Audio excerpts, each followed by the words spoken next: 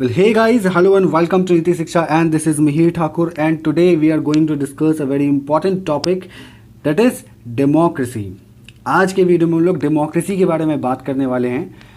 ये टॉपिक बहुत ही लगता इजी है, लेकिन एक्चुअली में डेमोक्रेसी जो टर्म है ये इतना इजी है नहीं। एक्चुअली डेमोक्रेसी का क्या मतलब होता है, क्या मीनिंग है, वो आज हम लोग समझेंगे कि एक्चुअल डेफिनेशन जो है डेमोक्रेसी का वो क्या है, और दूसरा हम लोग समझेंगे कि डेमोक्रेसी के टाइप्स कितने होते हैं। ओके, और जो टाइप्स हैं, जैसे डेमोक्रेसी के दो टाइप हैं, एक है डायरेक्ट डेमोक्रेसी और दूसरा होता है रिप्रेजेंटेटिव डेमोक्रेसी। ओके, तो आज हम इन दोनों टाइप्स को भी समझेंगे और इन दोनों के बीच में डिफरेंसेस क्या है ये समझेंगे, और ये भी समझेंगे कि हमारे कंट्री में इन दोनों में से कौन सा डेमोक्रेसी जो है सो है, और किस डेमोक्रेसी में इलेक्शन जो है वो किस तरीके से होता है, सरकारें कैसे बनती हैं, इस पे भी हम बहुत अच्छी तरीके से आज चर्चा करेंगे। तो बढ़ते हैं आज के वीडियो की तरफ। So let's begin. ओके, तो सबसे पहले हम लोग जानेंगे डेमोक्रेसी के बारे में, है ना। सबसे पहले हम लोग देखेंगे डेमोक्रेसी का सही डेफिनेशन क्या है, उसका सही मतलब क्या है, means what is democracy.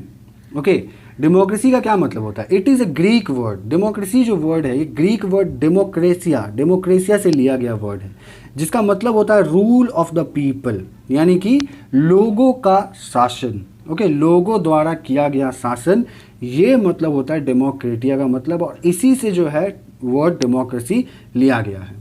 It is some time refer to as a rule of majority, मतलब इसको कभी कभी रेफर किया जाता है रूल ऑफ मेजॉरिटी, यानी कि बहुमत का शासन होना चाहिए। इसका मतलब ये होता है democracy is a system of handling business. Okay, democracy system of handling business, business को हैंडल करने का एक तरीके का सिस्टम मान लीजिए। जैसे कि बिजनेस ऑफ द यूनियन, यानी कि गवर्नमेंट का जो भी काम होता है, यानी कि लेजिस्लेचर का जो काम होता है। हमारे देश का लेजिस्लेचर क्या है, लोकसभा, राज्यसभा, इसके अंदर जो भी काम होते हैं, जैसे कि कोई कानून बनाना हो, कोई बिल पारित करना हो, या फिर किसी संविधान में संशोधन करना हो, किसी भी तरीके का बिजनेस हो जो हमारा लेजिस्लेचर करता है, उसके सिस्टम को डेमोक्रेसी भी कह सकते हैं। और कन्फ्लिक्ट, यहाँ पे कन्फ्लिक्ट भी देखना है, conflict in which outcomes depend on what participants do. देखिए क्या होता है कि हम लोग जो इलेक्शन करके रिप्रेजेंटेटिव्स अपने लेजिस्लेचर के अंदर भेजते हैं, जो हमारा रिप्रेजेंटेशन करते हैं वहाँ जा कर के, और हमारे ही लिए काम करते हैं, है ना। तो वो रिप्रेजेंटेटिव्स वहाँ पे अगर कोई कन्फ्लिक्ट होता है तो उसका आउटकम्स वही निकल करके आता है जो उस कन्फ्लिक्ट के अंदर में पार्टिसिपेंट्स होते हैं, उसके ही अकॉर्डिंग आता है। Democracy system in which the government of a country is elected by the people. ये तो सभी लोग जानते हैं कि डेमोक्रेसी जो भी कंट्री होती है, वहाँ के गवर्नमेंट जो है वो इलेक्ट किए जाते हैं लोगों के द्वारा, है ना, लोगों के द्वारा ही इलेक्ट किए जाते हैं। A country that has this system, जिस कंट्री में ये सिस्टम है उसको डेमोक्रेटिक कंट्री, यानी कि लोकतांत्रिक देश कहा जाता है। ओके, यहाँ तक क्लियर है। आगे देखते हैं। डेमोक्रेसी जो है, democracy is a government of people, by the people and for the people. ये आप लोगों ने बहुत बार सुना होगा कि of the people, by the people and for the people. इसका मतलब क्या होता है, ये एक डेमोक्रेसी का स्लोगन मान लीजिए कि डेमोक्रेसी का ये एक टैगलाइन है, जिसको पहली बार अब्राहम लिंकन ने दिया था। अब्राहम लिंकन कौन थे, तो वो 16th प्रेसिडेंट थे यूनाइटेड स्टेट के, है ना, जो कि 1861 तक और 1865 तक, 1861 से 65 तक रहे, क्योंकि इनको 1865 में असैसिनेट कर दिया गया था, इनका मर्डर हो गया था। ओके, उनके असैसिनेशन तक वो वहाँ के प्रेसिडेंट रहे थे। अब देखते हैं कि of the people, by the people and for the people का क्या मतलब होता है। ओके, ऑफ द पीपल का मतलब होता है लोगों का। ओके, जैसे मैंने आपको बताया अभी पहले कि रूल बाय द पीपल, यानी कि लोगों का ही शासन, बाय द पीपल यानी कि लोगों द्वारा, और फॉर द पीपल यानी कि लोगों के लिए। अगर लोगों का शासन होना चाहिए, लोगों द्वारा और लोगों के लिए ही शासन किया जाए। जैसे कोई भी हमारे यहाँ कानून बनता है या बिल पारित की जाती है, संविधान संशोधन होता है, या किसी भी तरीके का गवर्नमेंट काम करती है, तो वो देखिए क्या होता है कि हमने ही गवर्नमेंट को चुन करके भेजा लेजिस्लेचर में, वहाँ पे बिजनेस वो कंडक्ट करती है, जो कि हमारे ही द्वारा भेजे गए रिप्रेजेंटेटिव्स वहाँ पे बिजनेस कंडक्ट करते हैं, और वो लोग वापस से हम ही लोगों के लिए वेलफेयर मेजर्स लाते हैं, पॉलिसीज़ बनाते हैं। तो क्या हुआ कि हमारे द्वारा चुने गए रिप्रेजेंटेटिव्स हमारे लिए करते हैं वहाँ पे काम और हमारे ही वेलफेयर्स के लिए काम करते हैं। तो इसका एग्जैक्ट यही मतलब होता है कि डेमोक्रेसी का सिंपल और एक लाइन में अगर एग्जांपल समझना हो तो यही है, of the people, by the people and for the people. Okay, आगे देखते हैं। ओके, तो डेमोक्रेसी का क्या मतलब होता है, डेफिनेशन क्या होता है, उसके बारे में कुछ फैक्ट्स आप लोगों ने समझ लिया, डेमोक्रेसी समझ लिया। अब डेमोक्रेसी के टाइप्स को देखते हैं। डेमोक्रेसी के दो टाइप्स हैं, एक है डायरेक्ट डेमोक्रेसी और दूसरा होता है रिप्रेजेंटेटिव डेमोक्रेसी। तो हम अभी दोनों डेमोक्रेसी के अंतर को समझेंगे। ओके, तो डायरेक्ट डेमोक्रेसी में क्या होता है कि डायरेक्ट डेमोक्रेसी सबसे पहले एथेंस जो है, एथेंस एक जगह है जो कि कहाँ, देखो, first appeared in the city state of Athens.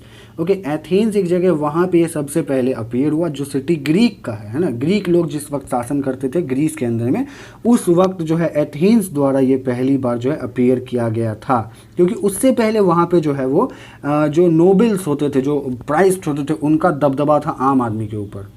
तो उनके शासन को हटाने के बाद वहाँ पे जब लोग रिवॉल्यूशन शुरू किए और अपना शासन बनाने लगे, तो पहली बार डायरेक्ट डेमोक्रेसी एथेंस के अंदर में ही अपीयर हुआ था। लेकिन representatives first appear as a governing group of the ancient Roman republic, now used in a modern democracy around the world. Okay, ये सबसे पहले जो है वो एंशिएंट रोमन के अंदर यहाँ जो है लाया गया था। ओके, अब डायरेक्ट डेमोक्रेसी क्या होता है कि यहाँ पे जो गवर्नमेंट होते हैं, उनका जो गवर्नमेंट ऑफिशियल्स होते हैं या फिर जज होते हैं या कोई भी लीडर्स होते हैं, उनको चुना जाता है लॉटरी सिस्टम के द्वारा, है ना। लॉटरी सिस्टम कैसे होता है, ये बहुत ही थोड़ा टिपिकल टॉपिक हो सकता है, इस पर हम कभी और डिस्कस करेंगे, लेकिन ओवरऑल मैं बता दूँ तो यहाँ पे क्या होता है कि जितने भी पॉपुलेशन होते हैं वो एक जगह इकट्ठा होते हैं और उसमें से कुछ लोग, लगभग 6000, अगर मान लो कि 30,000 लोग हैं, तो उसमें से लगभग 6000 लोग जो है वो एक असेंबली अटेंड करते हैं ना। वो असेंबली का जो नाम होता है वो होता है इक्लेसिया। इस इक्लेसिया एक असेंबली जो है वो मंथ के अंदर सेवरल टाइम जो है वो लगती है और हेल्ड होती है। इस मीटिंग के अंदर में वो लगभग 6000 लोग जब वहाँ पे अपेयर होते हैं, प्रेजेंट होते हैं, और उसके बाद वहाँ पे एक जो है मतलब कि डिस्कशंस होता है, डिबेट्स होता है, लॉज बनाने के ऊपर प्रपोजल रखी जाती है।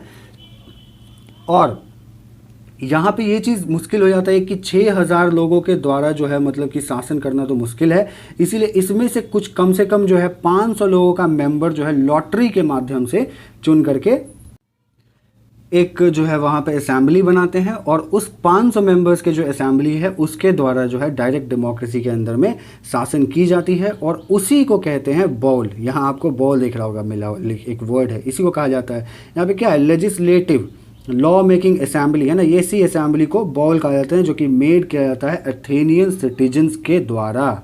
ओके, और बाकी अगर आपको डिटेल में समझना है कि एक्चुअली ये लॉटरी सिस्टम किस तरीके से होता है, क्योंकि इसका जो एक्चुअल नाम होता है उसको सॉर्टिशन कहा जाता है ना, वो सॉर्टिशन के नाम से जाना जाता है। और जैसा कि मैंने बताया कि पहली बार जो ये सिस्टम है ये एंशिएंट एथेनियंस के द्वारा लाया गया था, वो लगभग 6th सेंचुरी BC की बात है।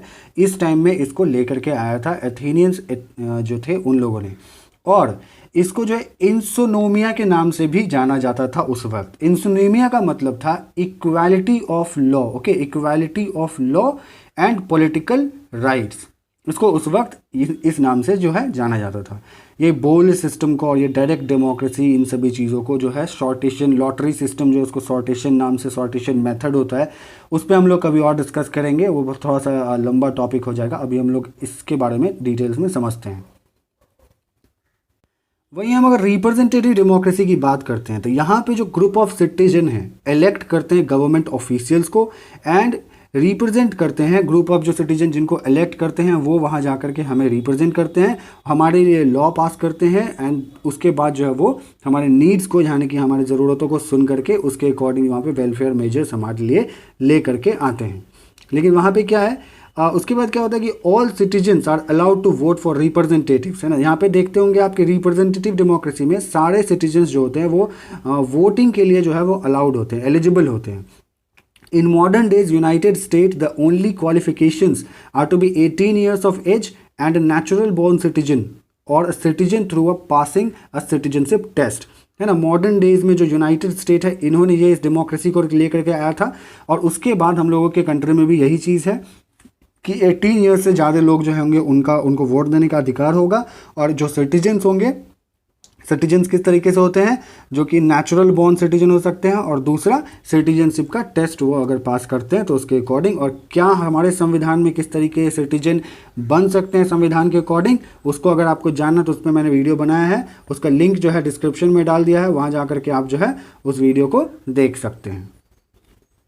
वहीं हम डायरेक्ट डेमोक्रेसी में अगर वोटिंग सिस्टम को देखते हैं तो यहाँ पे क्या है कि all eligible citizen were allowed to speak and vote in assembly which set the laws and of the cities, है ना, ठीक। यहाँ पे जितने भी एलिजिबल सिटीजन हैं वो वहाँ पे वोट डाल सकते हैं असेंबली के अंदर में, लॉज के ऊपर जो है वो डिबेट डिस्कशन कर सकते हैं, और वहाँ पे जितने भी तरीके का जो भी लॉज होगा वो पास होगा उस पर वो अपना वोट डाल सकते हैं इंडिविजुअल लेवल पे। लेकिन यहाँ पे एक चीज़ और क्या प्रॉब्लम है, थोड़ा सा देख लेते हैं।